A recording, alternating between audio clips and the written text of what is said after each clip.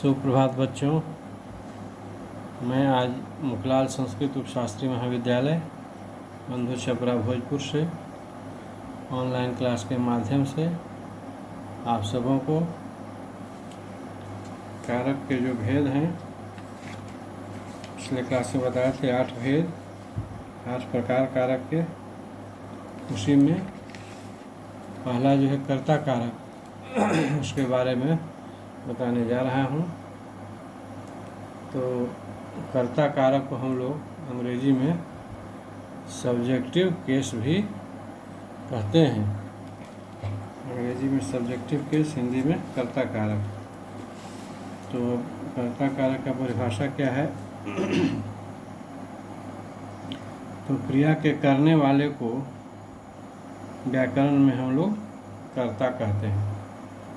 तो छोटा अथी है, छोटा लाइन में इसका परिभाषा है कि क्रिया के करने वालों को व्याकरण में हम लोग कर्ता कहते हैं। यह विशेष रूप से संज्ञा या सर्वनाम ही होता है और इसका सीधा संबंध क्रिया से होता है। या इसका परिभाषा हम लोग इस तरह भी दे सकते हैं कि संज्ञा या सर्वनाम के जिस रूप से क्रिया के करने वाले का बोध हो उसे कर्ता कारक कहते हैं। या एक और अथी है, उस तरह से भी हम लोग इसका परिभाषा दे सकते हैं। क्या? जो कि वाक्य में जो शब्द काम करने वाले के अर्थ में आता है उसे कर्ता कहते हैं। तो जैसा कि हमने बताया कि संज्ञा या सर्वनाम के जिस रूप से क्रिया के करने वाले का बोध हो उसे कर्ता कहते हैं। तो इसका उदाहरण क्या? तो राधा ने पत्र लिखा। कर्ता कारक का हम लोग विभक्ति चिन्ह क्या देखे थे? उपसर्ग जिसको कहते हैं, शून्य और ने। कर्ता का विभक्ति था शून्य और ने। तो यहाँ राधा ने पत्र लिखा। श्याम खेलता है, और दूसरा है उदाहरण श्याम खेलता है। तो इन दोनों वाक्यों में हम लोग देख रहे हैं कि राधा और श्याम दोनों ही क्रमशः लिखने और खेलने की क्रिया से जुड़े हैं, लेकिन राधा के साथ ने विभक्ति का प्रयोग हुआ है और श्याम के साथ कोई विभक्ति नहीं है।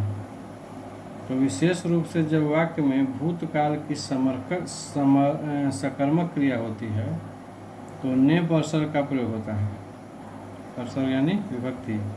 अन्यथा कर्ता कारक का प्रयोग विभक्ति के बिना ही किया जाता है। तो एक और हम परिभाषा बताए थे कि वाक्य में जो शब्द काम करने वाले के अर्थ में आता है उसे हम कर्ता कहते हैं। यह भी एक परिभाषा बताए थे। जैसे उदाहरण मोहन खाता है। इस वाक्य में खाने का काम कौन कर रहा है? मोहन कर रहा है। अतः कर्ता कौन है? मोहन है। इसकी 2 विभक्तियाँ हैं, ने और शून्य। संस्कृत का कर्ता ही हिंदी का कर्ता कारक है। वाक्य में कर्ता का प्रयोग 2 रूपों में होता है। पहला वह जिसमें ने विभक्ति नहीं लगती, अर्थात जिसमें क्रिया के लिंग, वचन और पुरुष कर्ता के अनुसार होते हैं। इसे अप्रत्यय कर्ता कारक कहते हैं। इसे हम प्रधान कर्ता कारक भी कहते हैं। जैसे उदाहरण है कि मोहन खाता है। यहाँ खाता है क्रिया है जो कर्ता मोहन के लिए लिंग और वचन के अनुसार है। इसके विपरीत जहाँ क्रिया के लिंग, वचन और पुरुष कर्ता के अनुसार न होकर कर्म के अनुसार होते हैं वहाँ ने विभक्ति लगती है। इसे हम लोग व्याकरण में सप्रत्यय कर्ता कारक कहते हैं। और साथ ही अभी अप्रधान कर्ता कारक भी हम लोग कहते हैं। उदाहरण स्वरूप वाक्य लीजिए कि श्याम ने मिठाई खाई। इस वाक्य में क्रिया जो है खाई है और खाई कर्म मिठाई के अनुसार आई है यहाँ पर। अब देखते हैं कि कर्ता के जो ने चिन्ह है उसका प्रयोग।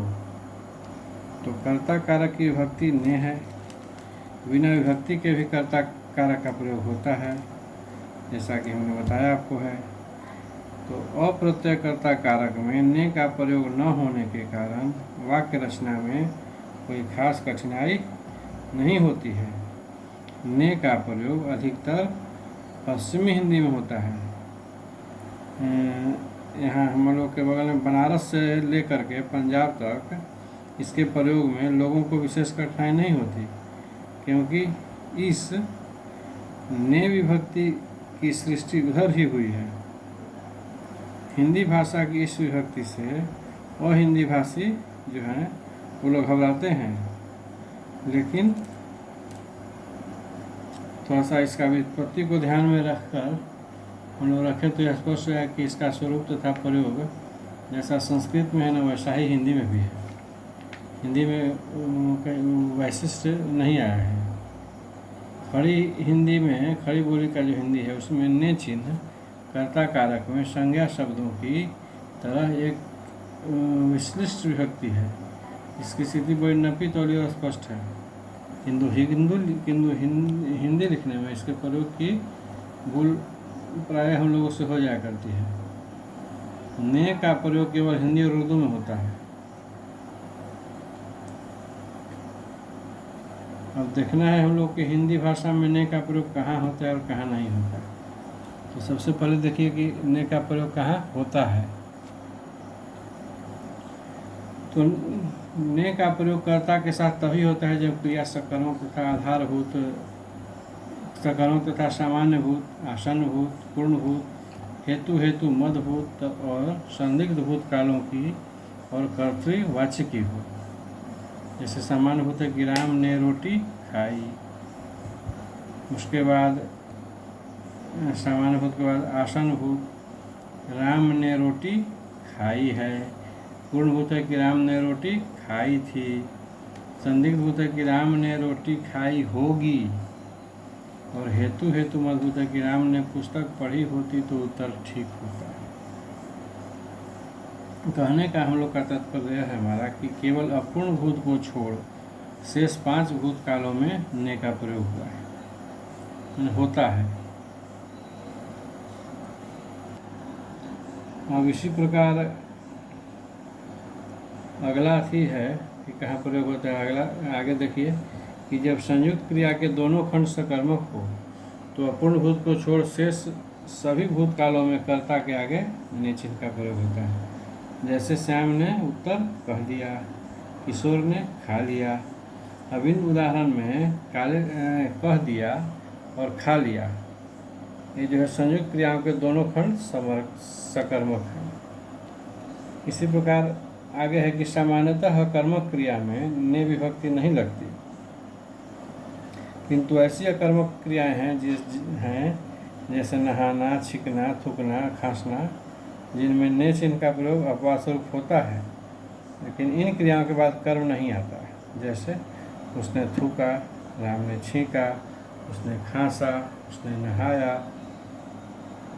इसी प्रकार अगला है कि जब अकर्मक क्रिया सकर्मक बन जाए तब ने का प्रयोग होता है, अन्यथा नहीं। जैसे उसने टेढ़ी चाल चली, उसने लड़ाई लड़ी।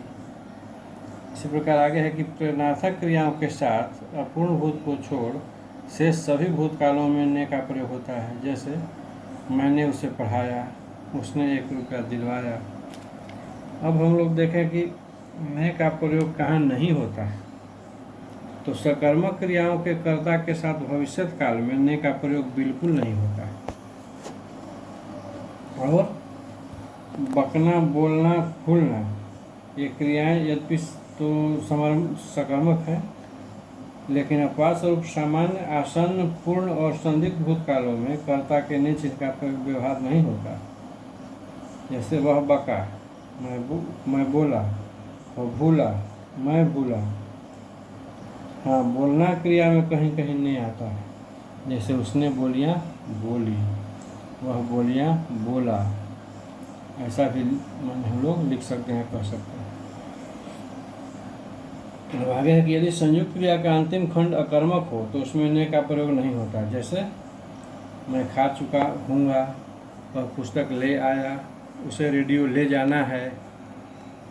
इसी प्रकार आगे है कि जिन वाक्यों में लगना, जाना, सकना तथा चुकना सहायक क्रियाएं आती है उनमें ने का प्रयोग नहीं होता है। जैसे वह खा चुका, मैं पानी पीने लगा, उसे पटना जाना है, इस सब में ने का प्रयोग नहीं होता है।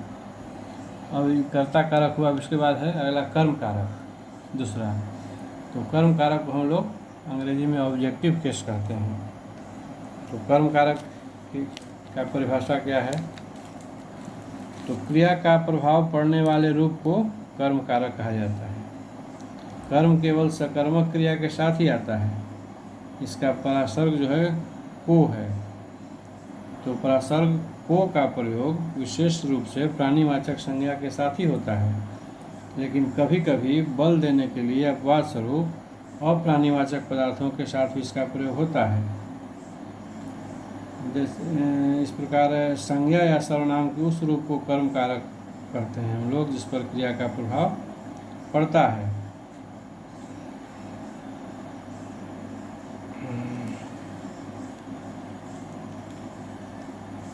या कर्म कारक का एक और हम लोग परिभाषा दे सकते हैं कि वाक्य में क्रिया का फल जिस शब्द पर पड़ता है उसे कर्म कारक कहते हैं। इसकी विभक्ति को है, कर्म को। तो कर्म कारक के प्रत्यय चिन्ह को है। बिना प्रत्यय के आप प्रत्यय कर्म के कारक का ही कर्म के कारक का भी प्रयोग होता है। इसके नियम भी कुछ हैं। जैसे कौन कौन नियम है? पहला नियम, बुलाना, सुलाना, पूछना, पुकारना, जगाना, भगाना इत्यादि क्रियाओं के कर्मों के साथ को विभक्ति लगती है। जैसे मैंने हरि को बुलाया, माँ ने बच्चे को सुलाया, पिता ने पुत्र को पुकारा इत्यादि। इसी प्रकार मारना क्रिया का अर्थ जब पीटना होता है तब कर्म के साथ विभक्ति लगती है, पर यदि उसका अर्थ शिकार करना होता है तो विभक्ति नहीं लगती है, अर्थात कर्म अप्रत्यय रहता है। जैसे लोगों ने चोर को मारा, हरि ने बैल को मारा, पर लोगों ने चोर को मारा पर शिकारी ने बाघ मारा, हरि ने बैल को मारा पर मछुए ने मछली मारी।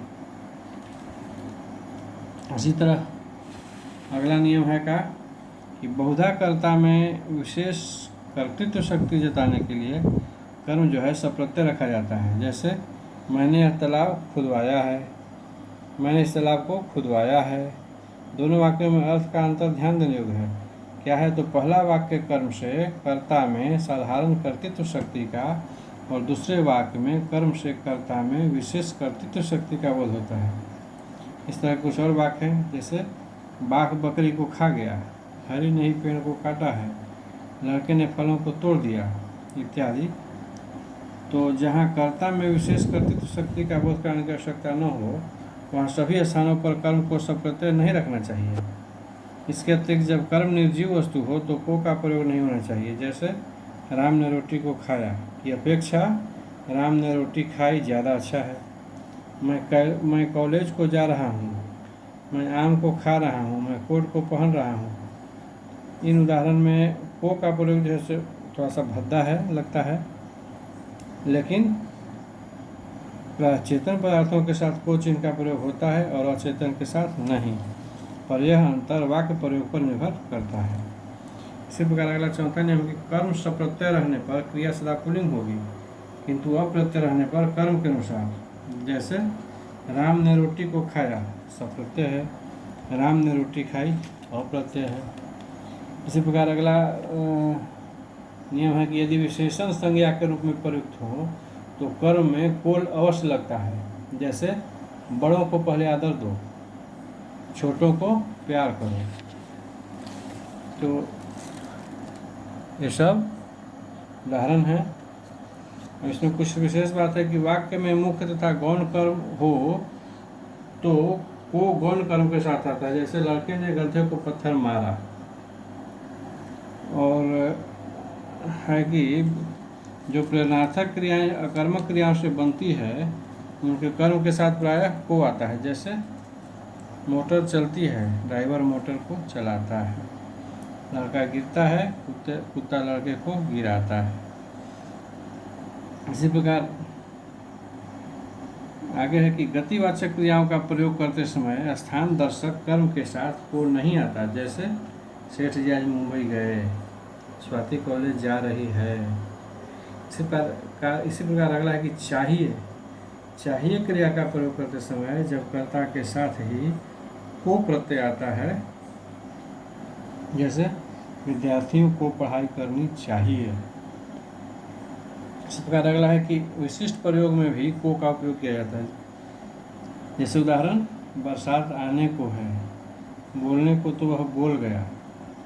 वैसे उदाहरण थे कर्म कारक के। तो आज के क्लास में आप लोग को कारक के दो भेद बताए गए, कर्ता कारक और कर्म कारक। अब आज के दिन इतना ही। अगले क्लास में अगले दिन आप सब लोगों को संप्रदान कारक, अपादान कारक, इसके बारे में बताया जाएगा। ऐसे अगला दिन आप लोगों को करण कारक मिल जाएगा। करण कारक और संप्रदान कारक के बारे में बताया जाएगा। तब तक के लिए आप सभी बच्चों को शुभ दिन।